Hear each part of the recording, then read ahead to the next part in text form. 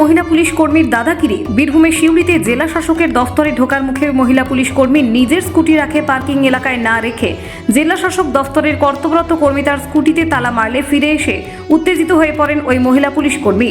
তর্ক হয় ওই কর্মীর সঙ্গে। পরে সিউড়ি পুলিশ লাইনের সিআইডি দফতরে ফোন করে গাড়ি ডেকে ওই কর্মীকে তুলে নিয়ে যান ওই মহিলা পুলিশ কর্মী।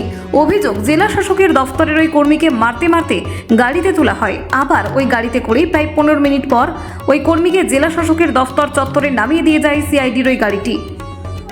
এদিকে হঠাৎ করে জেলা শাসকের দফতর থেকে ওই কর্মীকে তুলে নিয়ে যাওয়ায় জেলা শাসকের দফতরের কর্মীরা অফিসের নিচে নেমে আসে। তারা খুঁজতে থাকে কে বা কারা ওই কর্মীকে নিয়ে গিয়েছে। পরে ঘটনার কথা জানাজানি হয়। না, অ্যাকচুয়ালি আমাদের যে ডিএমপিতে সামনে একজন আমাদের ডিউটিরত ছিল এবং আমাদের স্টাফ সে হঠাৎ করে গাড়িতে আমরা কি করি না, গাড়িতে আমরা অনেক সময় গাড়িটা আমাদের চোখের সামনে দিয়ে দেয়।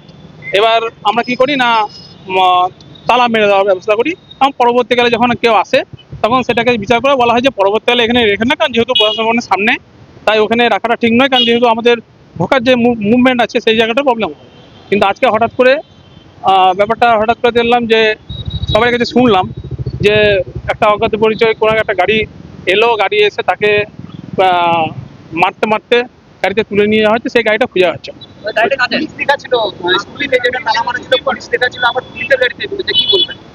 সেটাই দেখা হচ্ছে, দেখা যাক কি হচ্ছে।